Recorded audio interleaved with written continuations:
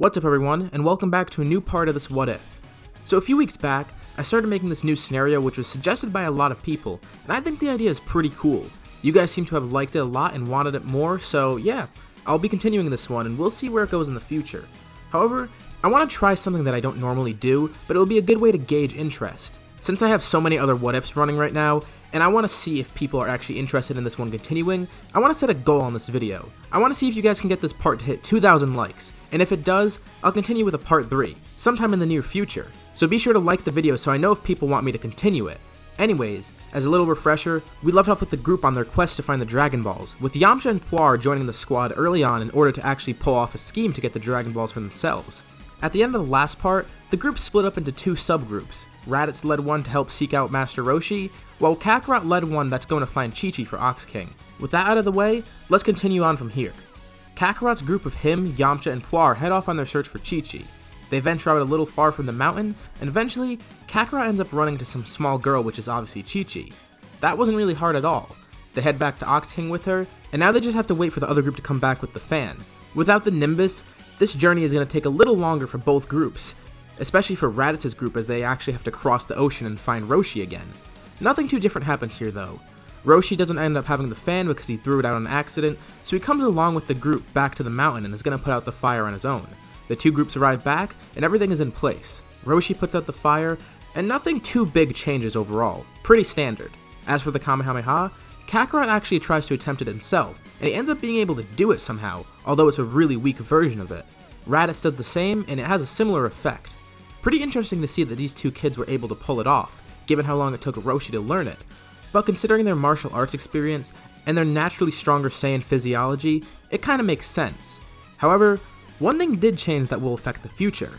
During the time everyone was waiting for Raditz's group to return, and on their journey back, Yamcha and Puar were kinda just there, while Kakarot and Chi-Chi actually begun bonding a bit. And being how she is, or was at this point, Chi-Chi takes an interest in Kakarot, and ends up asking him like usual if he'll marry her in the future. And Kakarot, he seems pretty indifferent to this, and he agrees. This time, he actually knows what marriage is and isn't just agreeing because he thinks it's food. But if this means he'll have a wife, then yeah, whatever. Being sane and all, it's not that unusual for him to be so nonchalant about this, given the way that their family lives work, but it doesn't really matter either way. Chi-Chi is happy, and Kakarot will actually remember this. Pretty cool. A few days ago, he was just living his life out in the woods with Gohan and Raditz, and all of a sudden, he has a wife, which apparently is a big deal on Earth. He's getting used to this human stuff pretty quickly. Since Gohan's been around longer this time, he knows a little about how Earth has marriage and stuff and how it works, and he guesses this is just how it happens, but it's really whatever for him. So with that out of the way, let's get back to the other parts of the story. For the next part, I don't really need to cover the rabbit mob too much.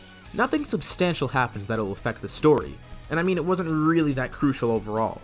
So to save time, we're just going to skip over that and say it goes pretty much similar to how it did before, and we're going to move on to the introduction of the Pilaf gang. Continuing their journey, Shu ambushes the group and tries to steal the Dragon Balls, but it doesn't go well at all. Yamcha and Puar are with the group this time, and they definitely aren't going to let the Dragon Balls get stolen, so they help defend against him.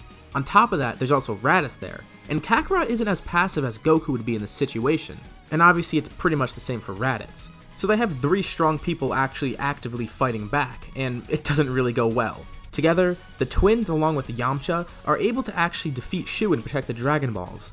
After he's defeated, Mai also jumps out and tries to attack, but it goes pretty much the same for her. That gets the group to realize that whoever this guy is might have the remaining Dragon Ball, and they see it on the radar. They interrogate the 2 members of the Pilaf gang, and they pretty easily give up the info. Okay, so they know that this Pilaf guy has the last one, and it shouldn't be too hard to retrieve it, especially since they have Puar and Oolong. They leave Mai and Shu out there, and they'll probably just deal with them later. So what do I mean by that by saying Puar and Oolong are there and going to be helpful? Well, they have a plan. They arrive at Pilaf's palace, and they have 2 options. Option A, have Puar and Oolong sneak in as Shu and Mai, and try and steal the Dragon Ball covertly. Or, Option B, good old-fashioned brute force. I mean, hey, if they need to, they can easily go to Option B, and that'll probably work. But they want to attempt Option A first, and they have Oolong turn into Shu, with Puar turning into Mai. Now with their disguises, they begin trying to sneak in, and they're actually successful. They first encounter Pilaf, and they end up coming up with some story telling Pilaf that the group was too strong and they couldn't get the Dragon Balls, and now they're back here to resupply. And Pilaf actually ends up buying it. They're able to steal the last ball, and then they run out, with Pilaf not even realizing what just happened. The plan worked, and there's basically none of the business with the Pilaf gang trapping everyone and trying to steal the wish. I mean, really, as of now, Pilaf doesn't even realize what just happened, and he probably won't for a while. As for the Dragon team, they now all have the Dragon Balls, and they're about to use them, until Yamcha and Puar steal them and run off with them. They were so close, but yeah, not gonna work out. As for Yamcha and Puar though, they're elated, their plan worked. Now, they finally got the Dragon Balls and they're able to escape. The Desert Bandit and his friend now have the Dragon Balls to themselves, and they're about to make the wish. But how are they actually supposed to summon Shenron? Well, Puar actually thought ahead. While he was disguised as Mai, he actually ended up asking Pilaf about it, wondering how the Dragon Balls actually work. This was a really smart move on his part, because now they know how to actually summon the dragon. Pilaf did think it was kind of strange, but he didn't really think anything of it. Maybe Mai was just curious. Well, now it's time to see if they actually work, and if Pilaf's instructions were right. They end up calling Shenron forth, and they make a wish for Yamcha to overcome his fear of girls, the one that he originally wanted. The rest of the Dragon team is able to catch up with them after seeing Shenron appear, but they arrive when it's a little too late. Yamcha smugly turns around, already having made his wish, and the Dragon Balls are no longer active as they spread across the earth again. Yamcha slyly tries to apologize, making himself look to be the victim, and he makes sure not to say what he wished for because that would be kind of embarrassing, and he's not looking for a fight right now. His wish wasn't anything bad that'll harm them in any way, and he lets them know this. And now, Yamcha has overcome his fear of women. He's not nervous around Bulma, and is able to slyly talk to her, and also tries to make a move on her. And it actually kind of works. Kakarot and Raditz are hostile, but they back down because they don't really care about making a wish for themselves. Only Bulma really wanted to make one, and Yamcha is able to actually calm Bulma down so she's not mad at him for it, well, at least not as mad as she should be, and he starts smooth talking her. While they've been with the group for a longer time, Bulma has actually started taking a liking to Yamcha, and while she's pretty pissed that Yamcha stole the wish, well, now Yamcha's kind of reciprocating the interest, and it's a huge development since now that Yamcha doesn't fear talking to her anymore, they openly show that they're attracted to each other. And due to this, Bulma eventually stops being mad and realizes maybe she didn't need to wish for a boyfriend, because now Yamcha is fearless when talking to her, and he's right here and he's showing interest, openly flirting with her even. She was only going to wish to get a boyfriend anyways, and now Yamcha's here, so it's kind of pointless going for the wish now. She doesn't forgive him easily, but Yamcha's actually able to work around it pretty impressively, and Bulma's also partially blinded by her attraction to him, so yeah. But it works out. Well, that's pretty much end to the whole childhood arc of Dragon Ball. A few changes happen here that are going to affect the future. 1. Yamcha and Bulma are together like normal, but under different circumstances because Yamcha got the wish. Bulma doesn't care about the Dragon Balls now because she has a boyfriend, and now Yamcha's not going to be insanely weird around her. This might be more long-lasting than it was in the original story, but who knows for sure. We'll see as this story goes on. 2. Kakarot and Raditz keep their tails. They never turn into great apes, and they never have a Yamcha and Puar slice it off, so they get to keep it this time around. Without being trapped by Pilaf, they had no need to actually turn into great apes to escape. 3. Kakarot and Raditz both know the Kamehameha, pretty much like normal for Goku, but now Raditz has it too, so they're both learning at a similar pace. 4.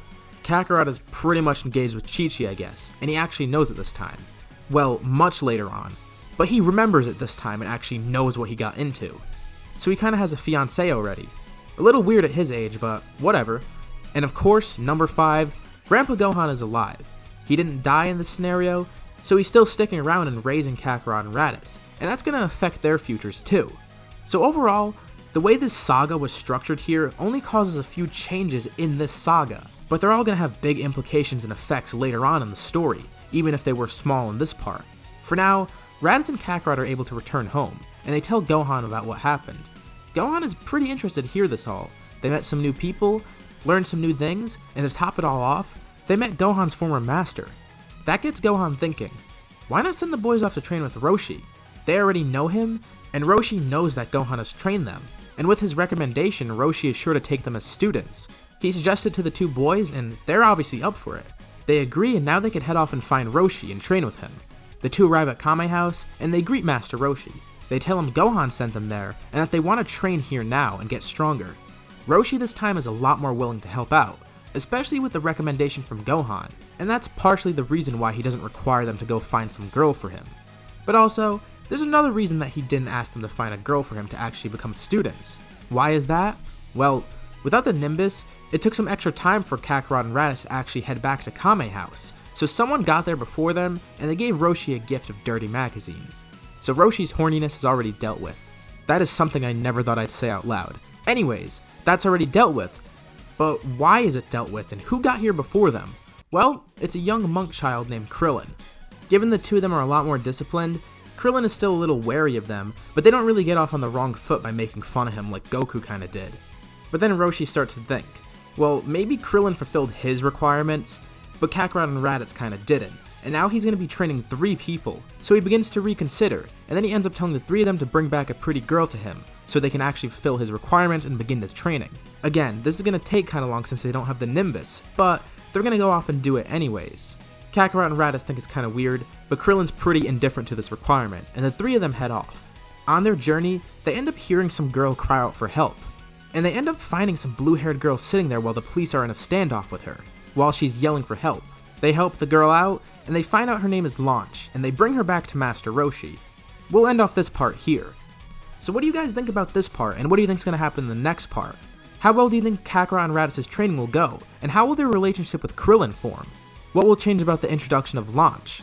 As always, if you liked the video, be sure to drop a like, and try to get this video to hit the goal of 2,000 likes so I know you guys want another part. And if you haven't already, be sure to subscribe if you want, as well as hitting the bell icon for notifications about future parts of this What If, or any other videos that I make on my channel. Thank you all for watching, and I'll see you on my next video.